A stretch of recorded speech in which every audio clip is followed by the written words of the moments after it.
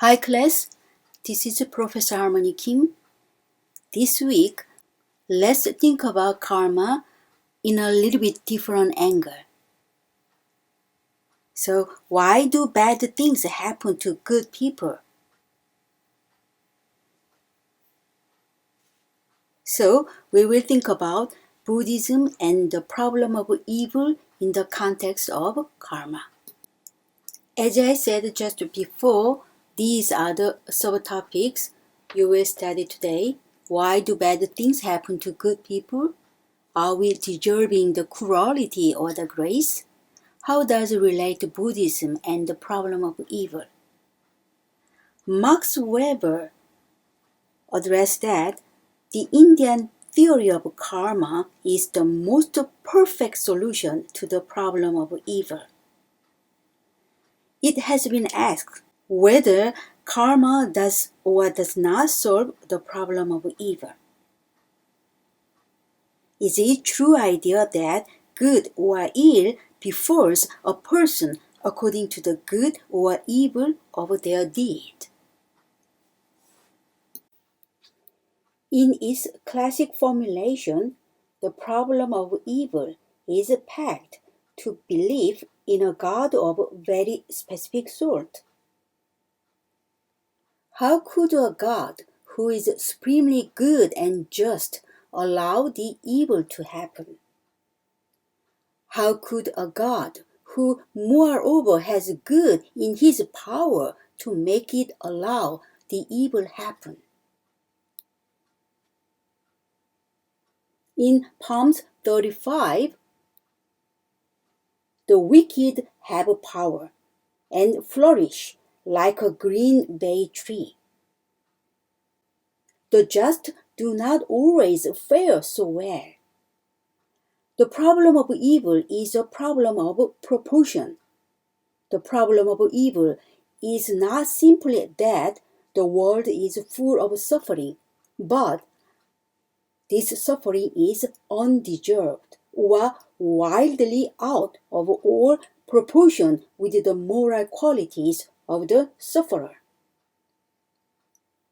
There are gods, of course, but none of them has the monopoly on power together with the reliable goodness necessary to make the flourishing of the wicked and the suffering of the virtuous a problem. If we truly believe there was no proportion between the quality of our actions and the result, we would have found ourselves incapable of acting. In other words, incapable of prosecuting consistently any project over time. Plato and Aristotle both do not believe in a creator God capable of affecting the course of events in daily life. We are to understand our own actions by relation to the larger rational order of the universe. But if the universe is well arranged, then why do the wicked flourish and the good sometimes suffer miserable fate here and now? Many of Plato's myths look designed to address this human need for moral order and proportion in the world within which our actions take place. It is the lamentable but simple fact of the matter that there is no proportion between actions and their consequences. To find reason to go on, to act in the world, and to value and care, we must be able to hope that a fair and measured arrangement is possible. The Buddhists did not have the problem of evil. The Buddhists often did not use the doctrine of karma to justify suffering or render it explicable and tolerable to reason. While karma is indeed invoked to address effectively this psychological problem of suffering, it does so by undermining the core presumption underlying the problem of evil. In other words, suffering is something deserved. If the doctrine of karma is seen as the perfect solution to the problem of evil, it is because the doctrine just is a commitment to the perfect fit between the moral quality of one's actions and the felt quality of one's subsequent experiences. Does a commitment to such a doctrine of karma require a commitment to literal rebirth?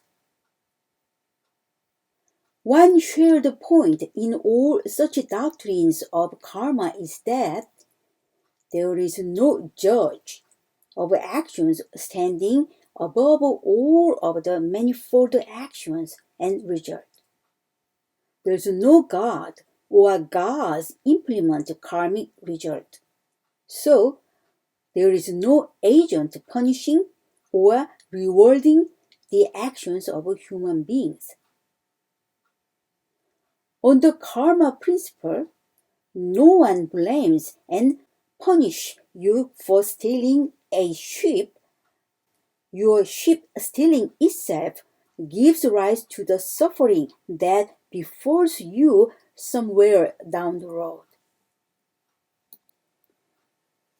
The Buddhists do not hold that all suffering is to be traced back to a previous misdeed.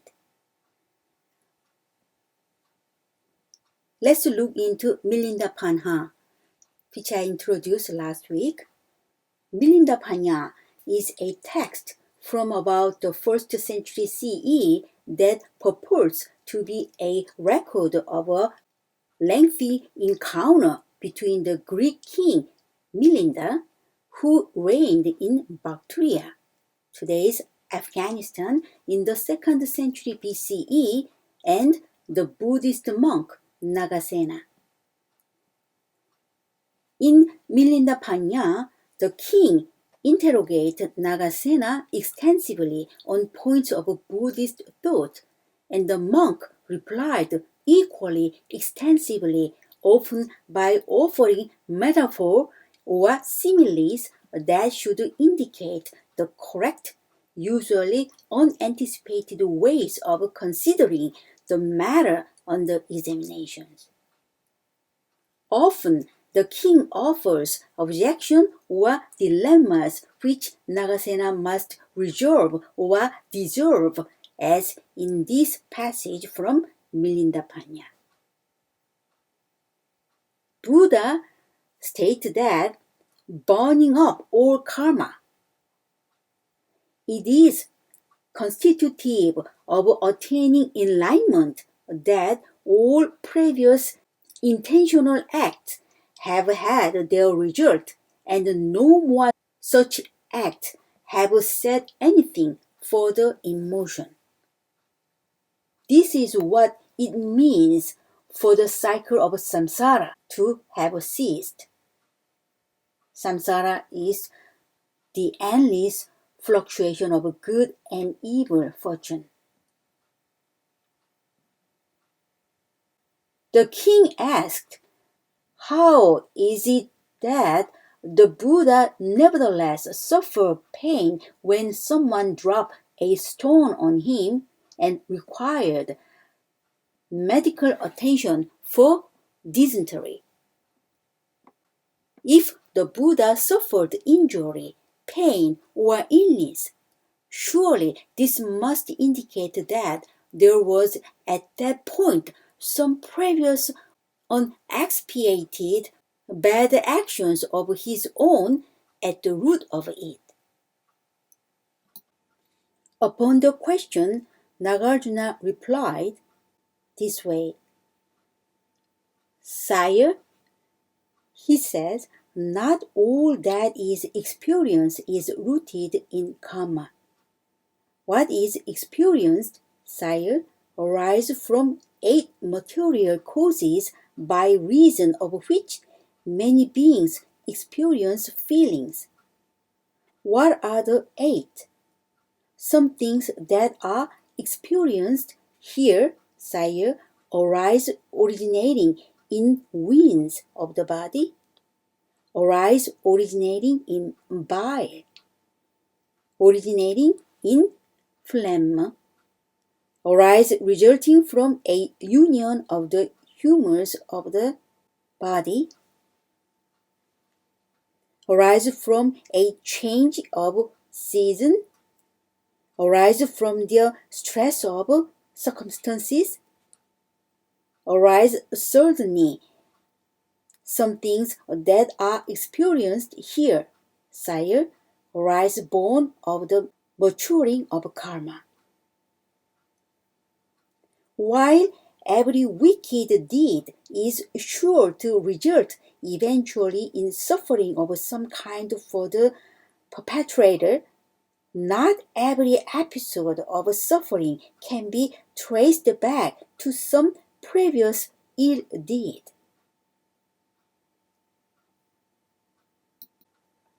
The Buddha's foot was injured when his jealous cousin Devadatta tried to assassinate the Buddha by dropping a boulder on him from above, and the injury was painful. But this pain was not the fruition of some previous bad deed of the Buddha's. It is just the sort of thing that happens sometimes, due in this case to Devadatta's jealousy and having nothing in particular to do with the Buddha at all. The Venerable Nagasena is no radical free thinker here. The claim he will repeat later in his conversation with the king is based on passage in the Pali Canon of the Buddha's discourses, some of the oldest Buddhist material that has come down to us. In the Sivaka Sutta from Samyutta Nikaya, when asked whether he agrees with the claim that whatever a person experiences, be it pleasure, pain, or neither pain nor pleasure, all that is caused by previous action. The Buddha offers the same manifold causes that Nagasena offered the king. So this passage is from Sivaka Sutta. Some feelings, Sivaka, arise here originating from bile disorder. Some feelings, Sivaka, arise here originating from phlegm disorder, from wind disorder, from an imbalance of the three. Some are produced by change of climate, by careless behavior, caused by assault. Some are produced the result of karma. This one can know for oneself, and that is considered to be true in the world. Now, when those ascetics and Brahmins hold such a doctrine and view as this, whatever a person experiences, whether it be pleasant or painful or neither painful nor pleasure, all that is caused by what was done in the past. Then they overshoot what one knows by oneself, and they overshoot what considered to be true in the world. Therefore, I say that this is wrong on the part of these ascetics and Brahmins. Not just illness or injury, but even death can occur adventitiously due to cause other than previous bad deed. Although the text is confused about whether premature death that is a result of a previous bad action should be untimely. The Milindapanya is clear that there is such a thing as untimely death due to an assortment of physical causes, which is distinguished from previous karma. Nagasena even quote a verse of what he presumably took to be the Buddha's word, articulating this position, saying that from hunger, from thirst, if bitten by a snake, and from poison, by fire, water, a knife, it is that one dies untimely. From winds, by phlegm, a union and seasons, from stress, suddenly, it is that one dies untimely. The Milindapanya and the connected discourse of the Buddha are not obscure texts.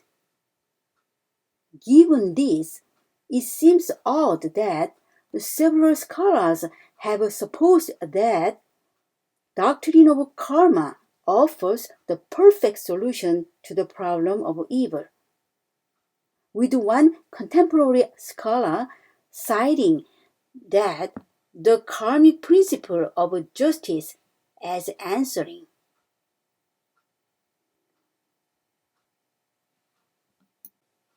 On the Buddhist view, karma cannot be an apt place to look for either a formulation of the problem of evil or its solution. Although bad action surely brings misfortune, some misfortune arises without a bad action for its cause.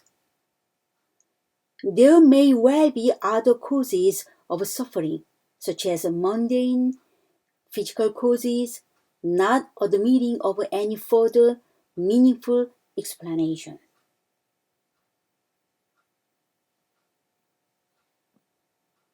The famished man not obtaining any food dies untimely even though there is a further portion of his lifespan.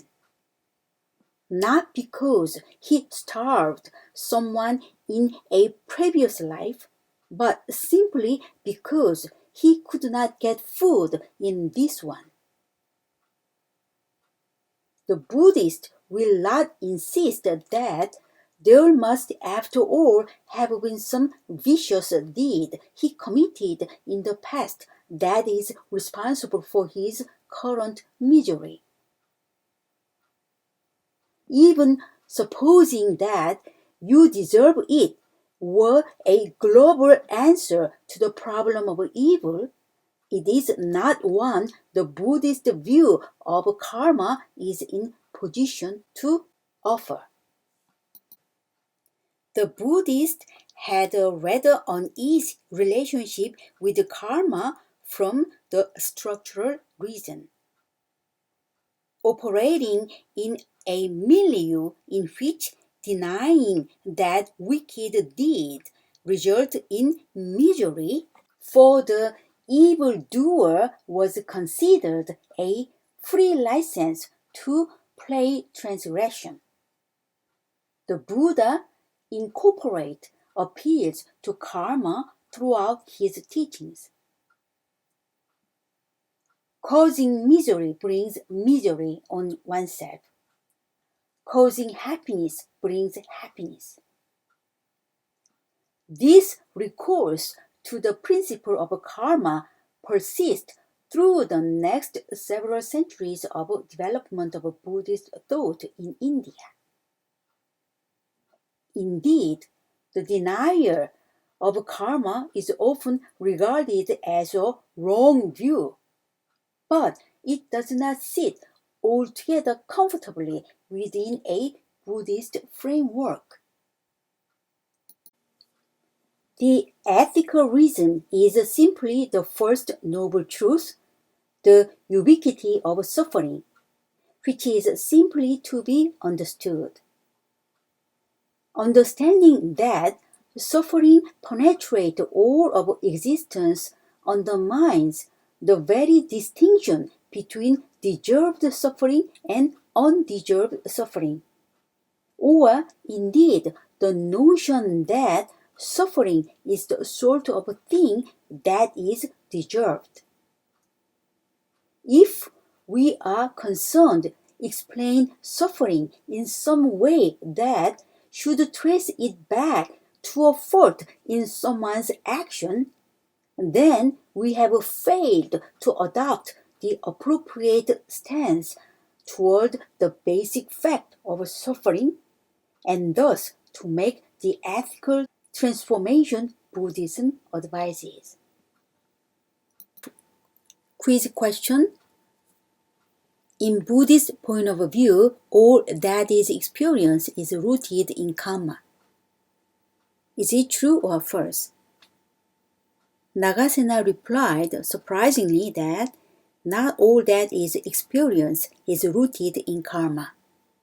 That's why bad things happen to good people. Second question. Which of the following individual injured the Buddha? Devadatta, Nagasena, Milinda, or Ananda? I explained that the Buddha's cousin, who is jealous to the Buddha, dropped a boulder on the Buddha from above.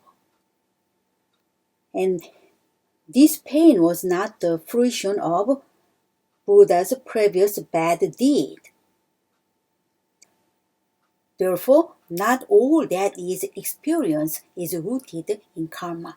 So you can easily answer this question. So please send your quiz answer to my email. And this week you have a Thanksgiving holiday. Therefore, I do not load much contents in this lecture video. And I also put 2 quiz questions, not 3. And I extend the due date of submitting quiz answers until November 30th, which is Tuesday. So complete 2 quiz questions and send your answer to my email. And this is the end of lecture video this week. I hope you enjoy nice Thanksgiving break.